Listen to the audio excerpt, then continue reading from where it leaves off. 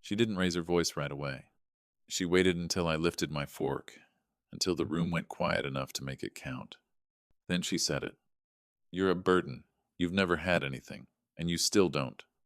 I remember the exact sound of the air conditioner humming behind her voice, the way my son didn't interrupt.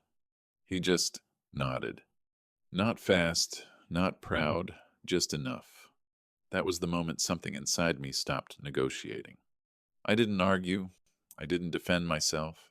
I didn't remind them who paid for the roof over their heads or the table they were eating on. I smiled. A small one. The kind you only wear when everything finally makes sense. Then I stood up, walked down the hallway, and closed my bedroom door behind me. On the nightstand sat a watch I'd been restoring for 3 weeks. Still ticking. Unlike respect. I picked up my phone, scrolled to a name I hadn't called in months, and pressed dial. Because the truth was simple. My son didn't know who owned the company he worked for. His wife didn't know whose house she lived in. And in less than a week, they were both going to find out. But not the way they expected. I've never been a loud man. That's probably why people think they understand me faster than they should. My name is Raymond Cole. I'm 68 years old, and I built my business the same way I build furniture in my garage, slow, precise, and without shortcuts. Some people mistake quiet for weakness. That's usually their first mistake. That night, my birthday dinner, I didn't go back to the table. I sat on the edge of my bed, phone still in my hand, and listened to their voices drift down the hallway like nothing had happened. That's a familiar silence. The kind where disrespect settles in like it belongs there. I called my business partner. "Steve," I said. He didn't ask how I was. He never does. He just said, "What do you need?" "I think it's time," I told him. There was a pause on the line. Not confusion, recognition. "All right," he said. "You've waited long enough." I hung up, and for the first time in years I didn't feel angry. I felt clear. If you've ever sat in a room where you realized people stopped seeing your value, you know that feeling. Some of you know that weight. And if that moment feels familiar to you, subscribe. Power moves quietly. Because what comes next isn't loud, but it changes everything. I stood up, walked to the garage, and turned on the light above my workbench. There's something about wood that tells the truth. If a joint is weak, it won't hold.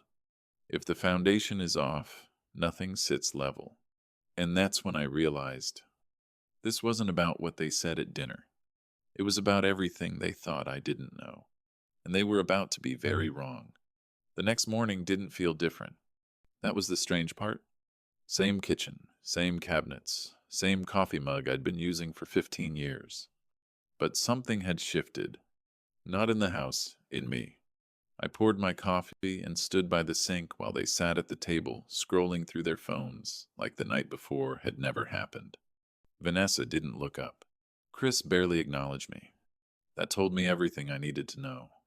No regret, no hesitation, just assumption. Assumption that I would stay quiet like I always had. That's a dangerous habit, believing someone's silence means permission. You may recognize that pattern. I took a slow sip of coffee and set the mug down. "Morning," I said. Chris muttered something back. Vanessa didn't respond at all. I nodded once and walked out. No tension, no confrontation. Not yet, because timing matters. Some of you understand that when reacting too early only weakens your position. Outside, the air was cool, clear. I got into my truck and drove straight to the office. I hadn't been there in months. Not because I couldn't, but because I trusted the wrong person to handle what I built. When I stepped inside, Sandra looked up from her desk. Her expression changed just slightly. Not surprise, more like relief. "Good morning, Mr. Cole," she said. I nodded. "Morning, Sandra." Then I walked past her, into the back office. My office. The one with my name still on the door. I closed it behind me, sat down, and looked at the desk. Everything was neat, organized. On the surface, it all looked fine. But I've built enough things in my life to know Just because something looks level doesn't mean it is. And I was about to check every inch of it. I didn't start with questions. I started with numbers. That's where the truth usually hides. I opened the bottom drawer of the desk, the one most people ignore, and pulled out the expense reports from the last few months. Paper doesn't argue. It doesn't get emotional. It just records what happened, whether you're paying attention or not. I went line by line. Slow. Deliberate. The way I've always worked. At first, nothing stood out. Small amounts. Routine entries. The kind of details most people skim past without a second thought. But I don't skim. And after about 20 minutes, I saw it. A pattern. Not obvious. Not careless. Careful, actually. Too careful. Charges that didn't match any active project. Expenses filed on days when no work had been logged. Round numbers where there shouldn't have been any. You may recognize that feeling the moment something stops adding up, even if you can't explain why yet. I leaned back in the chair and read through it again. This time faster. Connecting the dots. Every entry had one thing in common. Authorization. Chris's name. His signature. That's when it clicked. This wasn't a mistake. It was a habit. And habits don't start overnight. They grow in silence. In assumption. In the belief that no one is checking. I pulled out my phone and took pictures of every page. Carefully. Thoroughly.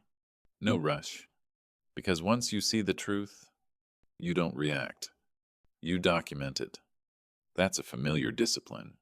Some of you understand that waiting until you have everything before you make a move. I closed the folder, set it back exactly where I found it, and stood up. On the way out, Sandra glanced at me. "You find what you needed?" she asked. I paused for a second, then nodded. "Yeah," I said quietly. I did. But what I found was bigger than numbers. It was proof. And proof changes everything. I didn't go home right away. That was intentional. Because once you see something like that, you don't rush back into the same environment pretending nothing changed. You give it space. You let it settle. I sat in my truck for a few minutes, engine off, hands resting on the steering wheel. $14,000. Not in one move. In pieces. Hidden in plain sight. That's how people convince themselves it's not serious. Small enough to ignore. Frequent enough to matter. That's a familiar pattern. I've seen it in construction. I've seen it in people. Little shortcuts, repeated long enough, become structural failure. Some of you know exactly what that looks like. I drove home just before noon. The house was quiet. Vanessa's car was gone. Chris was still at work. My house. That thought didn't come with anger anymore. Just clarity. I walked into the garage, set my keys down, and picked up the piece of walnut I'd been working on. The surface was almost smooth. Not perfect yet. Still needed patience. Just like this. Because this wasn't about catching him. It was about understanding how far it had gone, and what it would cost him when it stopped. I ran my hand across the grain, feeling for imperfections. There's always a point in a build where you realize, if you don't correct it now, everything that comes after will carry the flaw. That's where I was. Not at the end. At the correction point. And correction requires precision, not emotion. I set the wood down and walked inside. Sat at the kitchen table. The same table from the night before. Everything looked normal. Chairs in place. Plates clean. No sign of what had been said. But I knew better now. Because once someone shows you how they see you, you can't unsee it. And I wasn't going to ignore it again. I reached into my pocket and felt the edge of my phone. There was one more step before anything moved forward. Legal. Quiet. Final. Because if you're going to rebuild something, you make sure the foundation is yours. Completely. And I was about to make that very clear. I didn't call a lawyer immediately. I waited. Because timing isn't just about action, it's about position. That afternoon, I sat in the garage with my phone in my hand longer than I needed to, not hesitating, just thinking. There's a difference. Some of you understand that when the move is obvious, but the sequence matters more than the move itself. Finally, I opened my browser and searched for a corporate attorney in Charlotte. Not just any attorney, someone who understood structure, ownership, control, because this wasn't just about my son anymore. It was about everything connected to him. I found a firm downtown, clean, specific, focused on business law. That's what I needed. I made the call. "Good morning," the receptionist said. I kept it simple. "I need a consultation regarding an LLC, employment termination, and property ownership." There was a pause, then a shift in her tone. "Let me get you scheduled." That's how you know you said enough. Not too much, just enough. Appointment confirmed for the following week. I hung up and set the phone down. No rush, no anxiety, just a plan starting to take shape. That's a familiar calm. The kind that comes when things stop being emotional and start becoming strategic. I stood up, walked over to the workbench, and picked up the walnut panel again. Ran my hand across it. Smooth. Almost ready, but not quite. Because finishing too early ruins the whole piece. And this was nowhere near finished. Inside the house, I heard the front door open. Vanessa's voice. Light, carefree, like nothing in her world had shifted. That told me something important. They had no idea. Not about the company. Not about the numbers. Not about what was already in motion. And that's when I realized the most powerful position you can be in is when the other side still thinks you're harmless. I picked up the sandpaper and kept working, because the next move wouldn't be loud, but it would be permanent. The law office was exactly what I expected. Quiet, clean, intentional. No wasted space, no unnecessary noise. That usually tells you everything about the people inside. Daniel Watts met me in the lobby and shook my hand like a man who understood time mattered. "Mr. Cole," he said. I nodded once. "Daniel?" No small talk. He led me into his office, and I took a seat across from his desk. Then I laid everything out. Not emotionally, structurally. The company, the ownership split, my position as managing member, Chris's role, his salary, his lack of equity. Then the expense reports. Every number, every inconsistency, every signature. Watts didn't interrupt. He just listened and read. That's a familiar kind of professional. The kind who doesn't need to speak to prove they understand. After a few minutes, he set the papers down. "Your authority is absolute," he said. Simple, clear, no hesitation. That's what I was there for. Not reassurance. Confirmation. "He has no ownership," Watts continued. "And this," he tapped the expense pages, "is termination for cause." I nodded. No surprise. But hearing it matters. Some of you know that feeling when what you suspected becomes something you can act on. "What's the risk?" I asked. "Minimal," he said, "as long as we proceed correctly." That word correctly carried weight, because doing the right thing and doing it the right way are not the same. Watts leaned back slightly. "There is one more thing," he said, and something in his tone shifted. Subtle, but precise. "Your daughter-in-law has already made inquiries." I didn't move. "About ownership," he added. 2 months ago.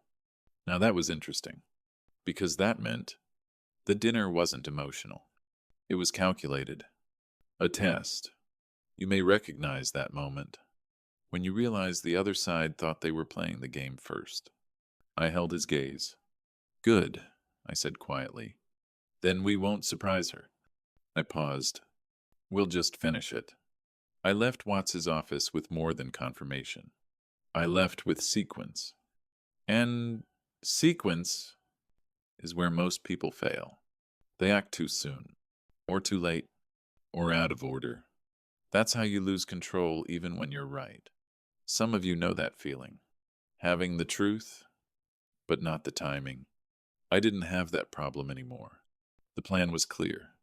First the company, then the house. Separate actions. Clean lines. No overlap. No emotion attached. I drove back home and parked in the garage like I had every day for years. Nothing looked different. That was the point. Vanessa was in the living room, holding her phone up, filming something.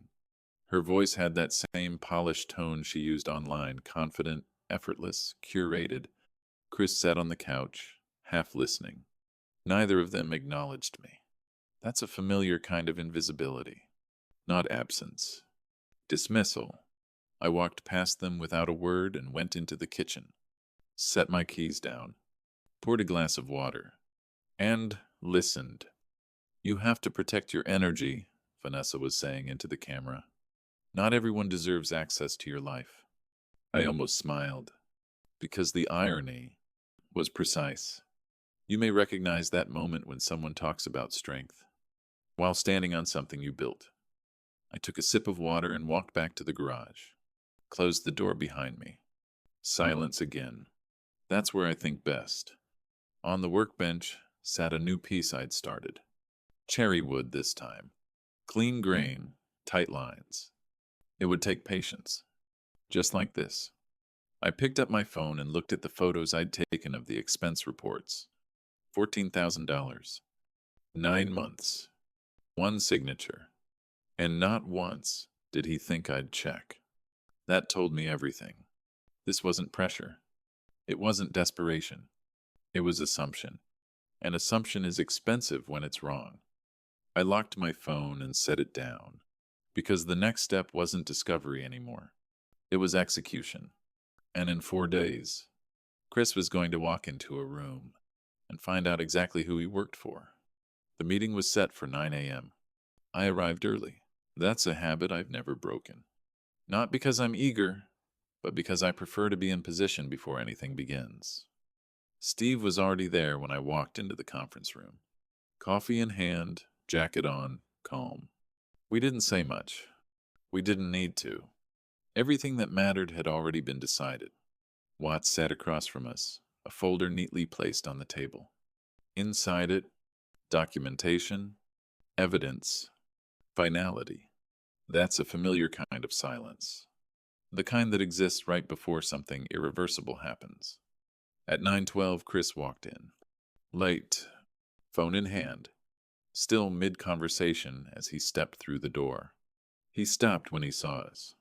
Not shocked, just unsettled. "What's going on?" he asked, pulling out a chair. I didn't answer. I slid the first document across the table. Expense reports. 9 months. Every line item. Every signature. His eyes moved slowly across the page. At first, confusion, then recognition, then calculation. That progression always tells you where someone stands. I slid the second document forward. Termination letter. Effective immediately. Cause clearly stated. No room for interpretation. That's when the air changed. You may recognize that shift. When a situation stops being a conversation and becomes reality. He looked up at me. "This is a family business," he said. I met his eyes. "No," I said calmly. "It's a company." I paused. "And you were an employee." That landed harder than anything else in the room. Because identity, when it's built on assumption, doesn't collapse quietly. It cracks. And we were just getting started. Chris didn't respond right away. He just stared at the papers, like if he looked long enough, something would change. It didn't. Facts don't shift under pressure. They hold. That's what makes them dangerous. "You can't do this," he said finally. Not angry. Not yet. Just resistant. Like reality hadn't fully settled in. Watts leaned forward slightly. "You're welcome to review your contract," he said calmly. Page 2 outlines termination for cause. Chris didn't look at him. His eyes stayed on me. That told me everything. This wasn't about the company to him. It was about me. "You're my father," he said. There it was. Not accountability, not denial. An appeal. That's a familiar move. When someone realizes they've lost leverage, they reach for relationship. I held his gaze. "And you signed those reports?" I said. Quiet, steady, no accusation, just truth. You may recognize that moment when someone runs out of arguments, but isn't ready to accept the outcome. His jaw tightened. Then he reached for the check. $2,100. Final payment. Calculated. Complete. That's when it hit him. Not the words, not the documents. The finality, because money has a way of making things real. He stood up abruptly. "This isn't over," he said. That was the first hint of anger. But it was late. Too late. I didn't respond. Because not every statement deserves one. Some of you understand that silence can close a door faster than any argument. He walked out, didn't look back, didn't say another word. The door shut behind him, and the room went quiet again. Steve took a slow sip of his coffee. "Well," he said, "that went about how I expected." I nodded once. "Yeah, but I wasn't thinking about the meeting anymore. I was thinking about what came next. Because losing the job was just the first layer, and they still thought that was the whole consequence." I didn't react. I picked up my phone and called Watts. "He filed," I said. "I saw," he replied. "It won't hold." No hesitation. No concern. That's how you know where you stand. "They're claiming retaliation," Watts added. "No basis for it. The documentation shuts that down." I looked back at the paper. Chris's name. A lawyer's signature underneath. It didn't feel personal anymore. It felt procedural. And that changes everything. You may recognize that shift when someone stops being your family in a situation and becomes a position on paper. "What's next?" I asked. "We respond," Watts said, "and we wait." Wait. That word matters. Because most people can't do it. They panic. They escalate. They make mistakes trying to speed up an outcome that's already in motion. I didn't have that problem. I hung up and set the phone down. Then I went back to sanding the wood. Slow. Even pressure. Letting the surface reveal itself.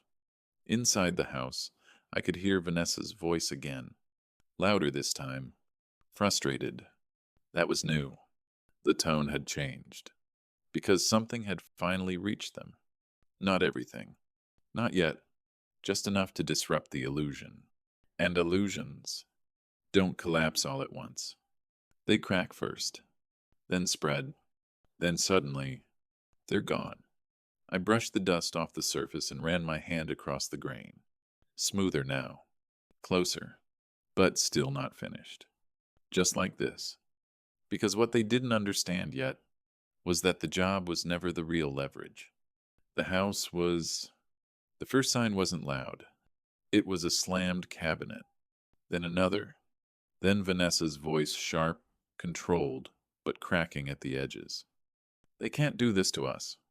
I stood in the garage, hand resting on the workbench, listening without moving. Because sometimes you learn more from what people say when they think you're not listening. That's a familiar silence. The kind where truth leaks through frustration. Chris said something low. Defensive. Uncertain. That was new. You may recognize that shift when confidence turns into confusion, and no one in the room knows who's actually in control anymore. I picked up my phone and checked the date. Timing mattered now more than ever, because what was coming next wasn't a conversation. It was a boundary. I walked into the house slowly. They both stopped talking when they saw me. Of course they did. That tension, you can feel it before a word is even said. Vanessa crossed her arms. Chris didn't look at me. "Is there something you want to say?" she asked.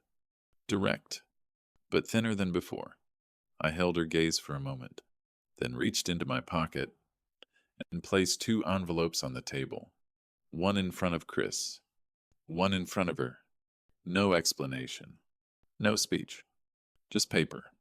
Because documents don't argue, they define.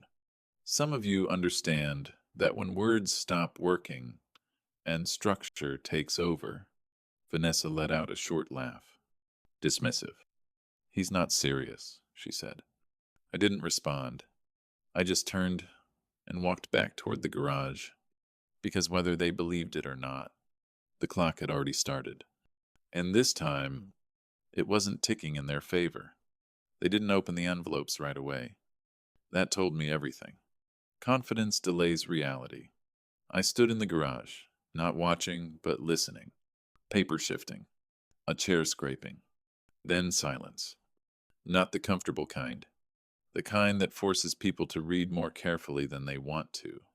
That's a familiar pause. The moment when something stops feeling like a bluff. Then Vanessa's voice. Lower this time. What is this? Chris didn't answer. He was reading. I could hear it in the way the room held still. You may recognize that feeling when the truth isn't loud, but it lands heavy anyway. A few seconds later, footsteps. Fast. The garage door opened. Chris stood there, papers in hand. His face had changed. Not angry, not defensive, just unsettled. You're serious? He asked. I didn't look up right away. I finished tightening the clamp on the wood piece in front of me. Then I met his eyes. Yes, I said. That was enough. No explanation. No argument. Because the document had already said everything. 30 days. Vacate. Ownership clearly stated. Legal. Final. He looked back down at the paper like he was hoping to find something he missed. He wouldn't. Some things don't change once they're written. Behind him, Vanessa appeared. Her expression was different now. Still sharp, but searching, because for the first time, they weren't reacting to words. They were reacting to consequences. And consequences don't negotiate. That night felt different. Not louder, heavier, like the house itself understood something had shifted. I stayed in the garage longer than usual, working under the same light, the same rhythm, but my attention wasn't on the wood anymore. It was on the silence inside. No television, no music, no casual conversation. That's a familiar kind of quiet. The kind that comes when people realize they miscalculated, but don't yet know how badly. Around 10 p.m., I stepped inside. Chris was sitting at the kitchen table again. Same spot, different posture. Elbows on the table, hands clasped. Thinking. Vanessa wasn't there. Where is she? I asked. He didn't look up. On the phone, he said. Of course she was. Searching for angles, options, anything that could shift the situation back in her favor. You may recognize that instinct when control slips and someone starts looking for a way to regain it, fast. Chris finally looked at me. This doesn't have to go this far, he said. I pulled out a chair slowly and sat across from him. It already has, I replied. He exhaled, frustrated. You never said. I didn't need to, I said. That stopped him, because deep down, he knew. This wasn't about what I said. It was about what he assumed. And assumptions have consequences when they're wrong. The hearing came faster than they expected. Legal timelines don't care about emotions. They move whether you're ready or not. Watts handled everything. Calm, direct, precise. Vanessa's argument leaned on one sentence. 11 words I'd sent 2 years ago. While you're living here, consider it your home. She thought that was ownership. It wasn't. You may recognize that mistake confusing kindness with permission. The judge didn't take long. No lease, no rent, no terms, no case. Motion denied. Just like that. When Watts called me after, his voice didn't change. It's done, he said. I thanked him and hung up. No celebration. Just confirmation. That evening, the house wasn't quiet anymore. Drawers opening, closets shifting, movement. Because now they understood. This wasn't a discussion. It was a deadline. And deadlines don't wait for you to agree with them. The next move came from Vanessa. Not legally. Publicly. A post. Carefully worded. No names. But enough detail for people to guess. Controlling older man. Emotional manipulation. Abuse of power. I read it once. Then closed the app. That's a familiar tactic. Control the narrative when you've lost control of reality. Some of you have seen that before. I didn't respond. Didn't comment. Didn't defend myself. Because truth doesn't need attention to exist. I forwarded the post to Watts. One line. Add this to the file. He replied in 10 minutes. Noted. That was enough. Because documentation outlasts opinion. And stories told online don't hold up in court. 2 days before the deadline, they made an offer. $15,000. To leave. I sat in Watts's office when he read it aloud. Clean letter. Confident tone. Empty leverage. You may recognize that move asking for value when you've already lost position. I didn't smile. Didn't react. What do you recommend? I asked. Decline, he said. You owe them nothing. I nodded. I'll counter, I said.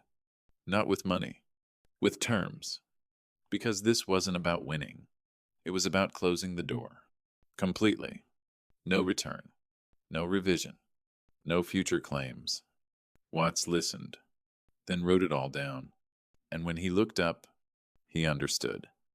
This wasn't negotiation. It was final structure. They accepted the next morning. Faster than I expected. That told me everything. They didn't have options. The agreement was simple. 1 month's rent paid directly.